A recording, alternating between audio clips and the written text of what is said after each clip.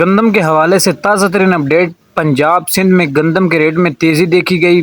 आज सिंध में top rate 3025 रुपए तक, जबकि पंजाब में 2600 से लेकर 2950 रुपए आज गला मंडियों के रेट से रहे। आगे चलकर आपको गला मंडी की लाइव बोली भी आप लोगों के साथ शेयर करते हैं। सादकाबाद गला मंडी में रिकॉर्ड रेट 2950 रुपए फी मन। तो वीडियो को लास्ट तक सुन लें। चैनल पर नए तो चैनल को सब्सक्राइब कर दें, लाइक कर दें।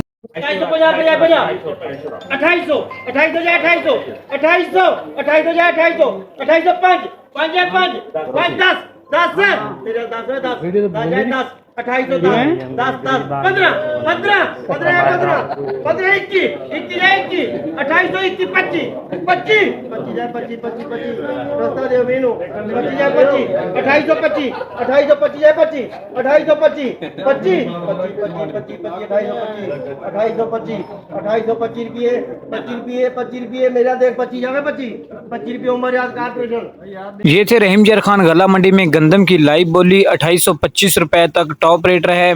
और अब बात करते हैं वगा कैंट की। तो आज गंदम की कीमत 2900 से 2950 रुपए, जड़ावाला में 2860 से 2875 रुपए तक फी मन। ननकाना साहब शेखपुरा गला मंडी में भी 2700 से लेकर 2850 रुपए फी मन। यानी इस्तेमाल पंजाब मार्केट में 2700 से लेकर 2600 और 2800 के दरमियान